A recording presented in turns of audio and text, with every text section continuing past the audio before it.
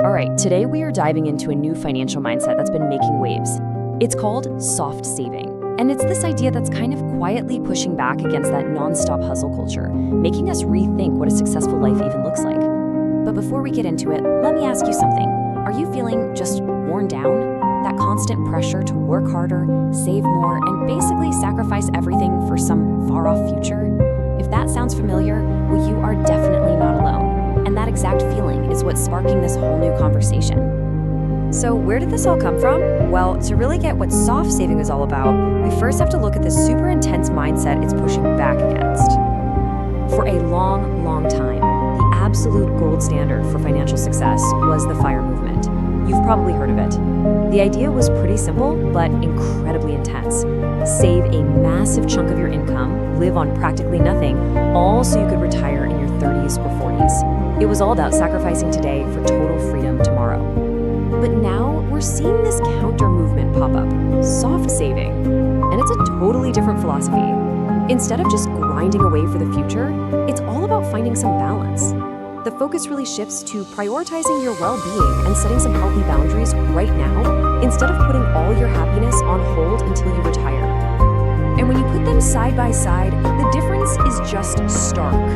The FIRE movement, that's all about high-pressure, extreme saving, with one single goal: get out of the workforce early. Soft saving, on the other hand, is about finding that middle ground. The goal isn't just a future payday. It's about your well-being in the present, which you get through more modest saving and, frankly, a lot more flexibility in your life. And this quote from Melissa Almutar at H&R Block really just hits the nail on the head. This isn't just a different strategy, it's a full-on rejection of the old way.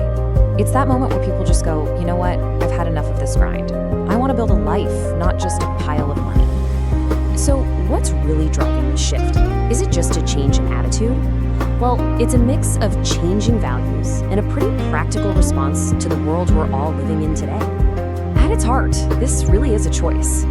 Younger generations are consciously, deliberately prioritizing things like mental health, personal growth, and actual life experiences over just piling up as much wealth as possible. It's a whole redefinition of what making it really means. And get this number, it's pretty staggering. A survey from Intuit found that 73% of Gen Z said they would rather have a better quality of life than extra money in the bank. I mean, just think about that. That's a huge statement about what really matters to them. But, and this is important, let's be clear, this isn't just about choosing wellness over wealth. For a lot of people, it's also a very practical reaction to an economy that just feels stacked against them.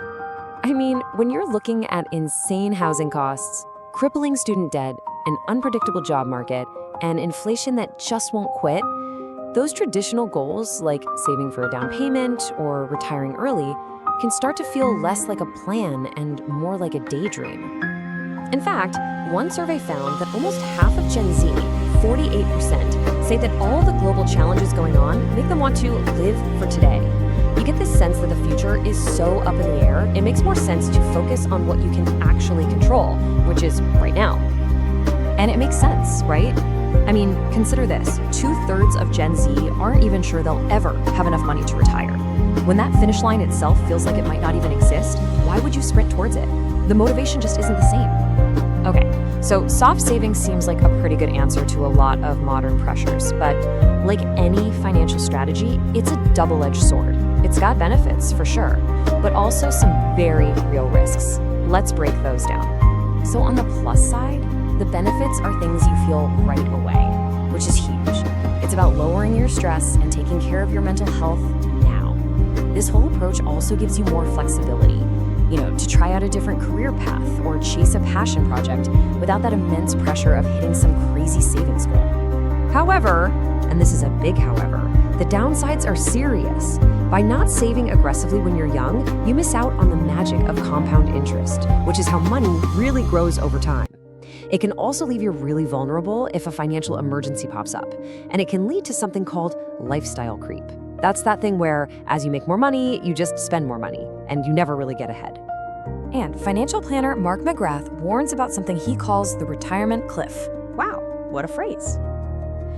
It's that jarring shock when you suddenly have to live on a much, much smaller budget after you've spent decades with a high-spending lifestyle.